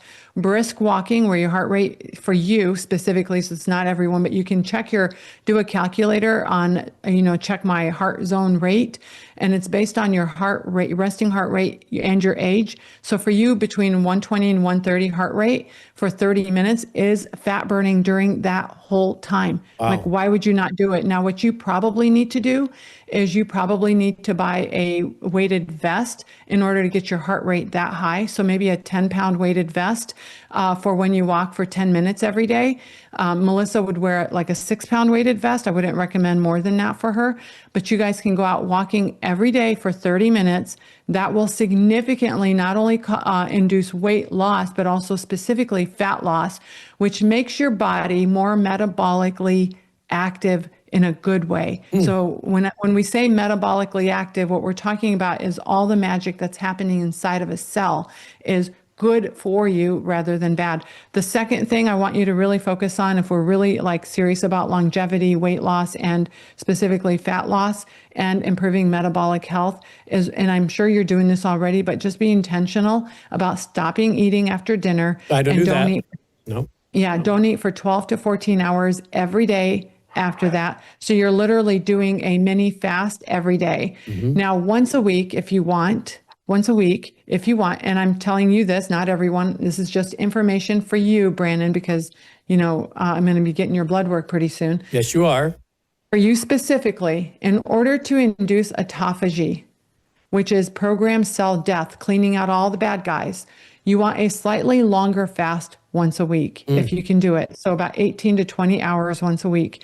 So some of my patients will do dinner to dinner on hump day. So they'll do Wednesday hump day. And again, don't do this if your doctor doesn't say it's okay. So there's stressed out women, especially out there. Fasting that long is not good for you. But if you can do it, fasting from dinner to dinner, so dinner Tuesday to dinner Wednesday, once a week is amazing for your cellular health and longevity. And it cleans out those dirty, old cells, the ones that might turn into cancer, things like that. So if you can just do those, a couple little things, and then once you get going with that and you get really good at that, then we might add weight training. But right now that's like too much to add all of that. Okay. Well, let's do it. Let's do it. Melissa goes to a workout class. She goes with a friend, and this guy, I guess, just about kills her every time. So she's getting in shape. She's been doing that about 3 months. Yeah. I mean, look at her. She looks amazing. Yeah, she does. So we all want to look amazing. She does. It's so common that my daughter and my wife are out and they think they're sisters. And I'm like, Oh, I love that. They do. That's very, very common. All right. Worldviewvitamins.com. Worldviewvitamins.com. Look forward to next week. Me too. All right. Take care. Have a blessed day, Dr. Bashima, folks. Check it out. Worldviewvitamins.com. Great vitamins. They send them to you fresh, so you know they're active and will work. And it's also supporting this broadcast. Support your health and our broadcast all at the same time. Everybody wins. Worldviewvitamins.com. We'll be right back. Hello, I'm Brannon Howse. Would you like to gain access to over 20 years of my radio shows, TV shows, my books? I've written 15 books, and most of those books are ebooks now. And we have conference DVDs, conferences where we filmed our conferences at the Ozarks, literally starting 20 years ago. It's all available in our archived vault. All you have to do is go to worldviewtube.com/vault, worldviewtube.com/vault, and for a reasonable monthly fee, you gain access to over 20 years of Christian worldview programming, news, information, books, documentaries, and a powerful search engine. And folks, it's a great way not only to educate yourself, equip yourself, but it's a big way that you can help fund our continuation as a broadcast network. Please check it out. worldviewtube.com/vault, worldviewtube.com/vault, and help us continue pushing out a Christian worldview. All right, guys, that's our broadcast for tonight. Hey, don't forget to get your free business cards at worldviewstore.com, worldviewstore.com. They're double-sided. They're great little business cards. Pass them out. Invite people to come and listen to truth. All right? Help people understand the times through the lens of a Christian worldview. They're free, worldviewstore.com. Then, will you go right here? worldviewfoundation.com. Make a contribution. Don't forget about us in your end-of-the-year giving. worldviewfoundation.com. You'll also find our mailing address right there. If you prefer to support us through the mail, you can use that phone number. Call Melissa, leave her a voicemail, text her. She'll help you make a contribution over the phone if that's how you prefer to do that. Again, all the information is there at worldviewfoundation.com. All right, guys, roll the music. Let's call it a night. worldviewfoundation.com. And I do urge you to go to worldviewtube.com. Get the hour show from today with Dr. Woods and Patrick Wood. Forward it everywhere, folks. False teaching, sadly, has been greatly penetrating the MAGA world between Paula White and Doug Wilson and so many others. Folks, we don't want our young people and others deceived, right? We sure don't. We'll arm you with the truth there at worldviewtube.com. May God save America. Take care.